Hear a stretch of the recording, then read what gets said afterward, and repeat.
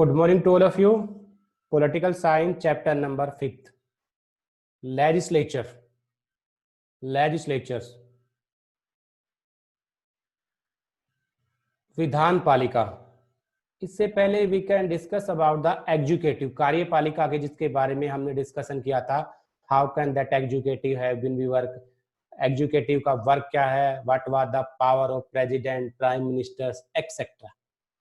And in this chapter we can discuss about the legislatures, the law making body of government. क्योंकि हमने पहले ही आपको बताया था कि हमारे कंट्री के अंदर 3 टाइप्स के मेन सोर्स पाए जाते हैं. We can say that the 3 organs. Legislatures जिसका मेन वर्क होगा मेकिंग ऑफ लॉ, कानून बनाएगी. एग्जीक्यूटिव उसको एग्जीक्यूट लागू कराएगी. एंड जुडिशरी, नेक्स्ट जो हमारा होगा जुडिशरी, न्यायपालिका, जिसका काम होगा इन दोनों के बीच में बैलेंस बनाना, हमें जस्टिस दिलाना. सो लेजिस्लेचर्स जब मेन वर्क हमारा जो इसमें आता है कानून बनाना. एंड हमें पता है कि हमारे यहाँ पर कानून बनाने का कार्य पार्लियामेंट को होता है, संसद. And how many house in parliament? संसद में कितने हाउस है? 2, Lok Sabha and Rajya Sabha. So in this module we can discuss about the constructions and the making of the Lok Sabha and Rajya Sabha. लोक सभा और राज्य सभा की पावर, किस प्रकार एक बिल कानून में कन्वर्ट हो जाता है और किस प्रकार हमारी लोकसभा एंड राज्यसभा का वर्किंग होता है, एंड किस प्रकार वो एक नॉर्मल बिल जो प्रोड्यूस किया जाता है इसको कानून में बना देते हैं. और हमें पार्लियामेंट की आवश्यकता क्यों होती है? पार्लियामेंट में 2 ही हाउस क्यों होते हैं, लोकसभा राज्यसभा? उनका काम क्या है? कानून कैसे बनता है? यानी सबसे पहले जो मेन थिंग्स हम इसमें जो डिस्कस करेंगे कि हमारे पार्लियामेंट में कानून कैसे बनता है. What was the process of making of law. हमारे सामने रोज कानून आते हैं, ये कानून है, वो कानून है, नए नए कानून होते हैं, और जिनको बनाने का मेन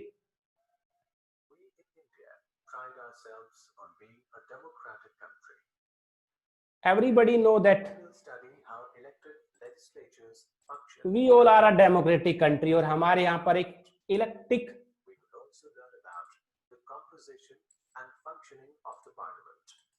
इलेक्टिक बॉडी मानी जाती है, चुनी हुई लेजिस्लेचर फंक्शन है जो हमारी पार्लियामेंट कहती है और जो वर्क करती है. We also discuss about the what was the main work, क्या होता है इसमें. और ये लॉ, कानून, लेजिस्लेचर का सबसे बड़ा और मुख्य ही कार्य माना जाता है मेकिंग ऑफ लॉ और फंक्शनिंग ऑफ.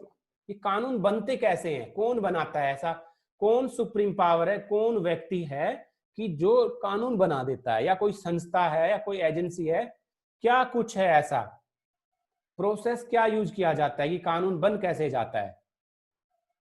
तो इसी के बारे में आज हम इस पॉलिटिकल साइंस में डिस्कस करेंगे डिटेल में. पार्लियामेंट सबको पता है, parliament is the national legislature of India.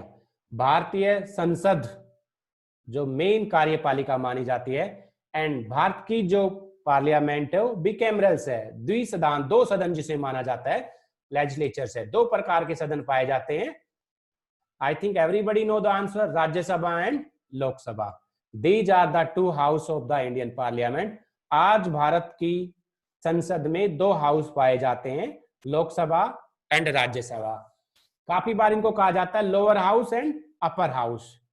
तो लोअर हाउस किसको कहा जाता है? अच्छा, हमारी पार्लियामेंट में सबसे स्ट्रॉन्ग हाउस कौन सा है? अपर हाउस जिसको कहते हैं, हिंदी में बोलते हैं उच्च सदन. वो कौन सा है? Upper house, Rajya Sabha. Rajya Sabha is known as the upper house and Lok Sabha is known as the lower house. निम्नतम, नीचे वाला लोकसभा, अपर वाला हमारा राज्यसभा. ये याद रखना. लोकसभा को कहा जाता है representation of people, house of representation of people. And Rajya Sabha को कहा जाता है रिप्रेजेंटेशन ऑफ स्टेट. ये मैं आपको कुछ नेम बता रहा हूं जो आपको 10th में नहीं मिले होंगे. रिप्रेजेंटेशन ऑफ स्टेट, राज्यों का जो प्रतिनिधि करते हैं वो हमारे हैं राज्यसभा. रिप्रेजेंटेशन ऑफ पीपल्स, लोगों का प्रतिनिधि जो करते हैं हमारे हैं लोकसभा, एमपी हमारे. ये वर्ड भी यूज किए जाते हैं. So these are the simple things. Reasons for the selecting bicameral legislature. Large. अब हमारे यहाँ पर 2 सदन क्यों बनाए जाते हैं?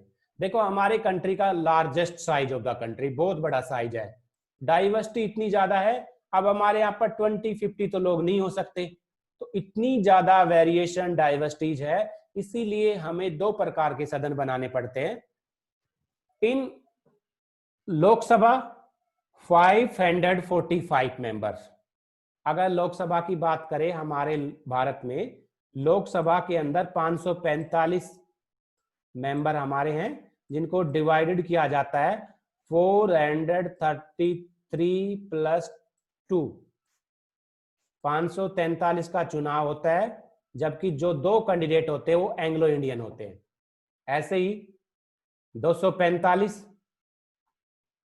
इसमें 12 कैंडिडेट हमारे राष्ट्रपति के द्वारा बनाए जाते हैं, बाकी जो हमारे कैंडिडेट होते हैं उनका चुनाव होता है।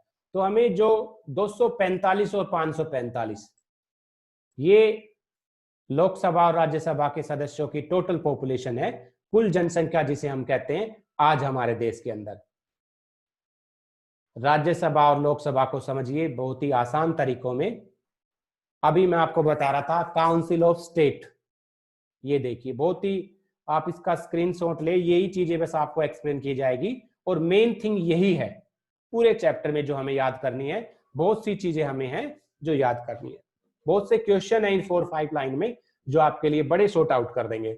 ये लगा लीजिए, इस एक पेज से आपका हाफ चैप्टर कंप्लीट हो जाता है। Name council of state, Rajya Sabha को। अपर हाउस अभी मैंने बताया, अपर हाउस उच्चतम सदन। Representative of the state, council of state भी और रिप्रेजेंटेशन ऑफ द स्टेट भी। अब ये देखिए मैक्सिमम स्ट्रेंथ 250, पीछे वाले पेज में मैंने कितने दिखाया था आपको? 245, 245 दिखाया था ना, और अब यहां पर कितना आ रहा है? 250। ये वर्ड देखिए मैक्सिमम, हमारी राज्यसभा में जो मैक्सिमम स्ट्रेंथ हो सकती है 250 हो सकती है, लेकिन एट प्रेजेंट आज कितनी है? ओनली 245, 245 है। हो सकती है 250, लेकिन है कितनी? 245। ये बहुत पजल हो जाता है कि कई बार हम पढ़ते हैं, जो आप तक आपने पढ़ा होगा राज्यसभा में 250 है, लेकिन 245 एक्चुअली है। 5 सीटें हम बढ़ा सकते हैं according to the Indian constitution, भारतीय संविधान के तहत, लेकिन हमने 45 पे ही रखा हुआ है। Indirectly elected by the MLA, जो एमएलए होते हैं मेंबर ऑफ लेजिस्लेटिव असेंबली, वो इनको चुनते हैं। टेन्योर, टाइमिंग, कार्यकाल 6 इयर्स। यही एक ऐसी रिप्रेजेंटेड बॉडी है जिसका टर्म 6 ईयर माना जाता है। अदरवाइज हिंदुस्तान में हर किसी का कार्यकाल 5 वर्ष है, इनका ही 6 है। परमानेंट हाउस, ये देखो, राज्यसभा कभी डिजोल्व, कभी भंग नहीं होती, हमेशा इसके 1/3 मेंबर, 1/3 सदस्य चेंज होते हैं, 1/3 मेंबर बदलते हैं, यानी Rajya Sabha is the permanent house of parliament. Rajya Sabha हमारी पार्लियामेंट का एक स्थायी सदन है जो कभी फिनिश नहीं होगा। 1/3 चेंज हो जाते हैं, उसके बाद नए आ जाते हैं। दूसरी चीजें, 12 नॉमिनेटेड मेंबर्स, 12 सदस्य नॉमिनेट होते हैं, तो इसका मतलब 238 का तो चुनाव होगा, प्लस में 12 जिसको राष्ट्रपति चुनेंगे। 238 + 12 250, 250। समझ गए? Council of state, upper house, representative of the state, maximum strength 250 हो सकती है। एमएलए सीधा इनका चुनाव करते हैं, चुने हुए व्यक्ति का समय होता है 6 साल के लिए होता है। परमानेंट हाउस है, 1/3 मेंबर हमेशा चेंज हो जाते हैं, एंड 12 नॉमिनेटेड मेंबर्स होते हैं जो राष्ट्रपति उनको चुनता है with the help of the prime minister, जब प्राइम मिनिस्टर उनको काउंसिल करते हैं। लोकसभा, हाउस ऑफ पीपल, अभी बताया मैंने। लोअर हाउस, निम्नतम सदन। रिप्रेजेंटेटिव ऑफ द पीपल्स, क्योंकि हम वोट देते हैं ना एमपी को, एमपी कहते हैं इसके मेंबर को, एमपी। रिप्रेजेंट द पीपल्स, लोगों को रिप्रेजेंट करते हैं एमपी।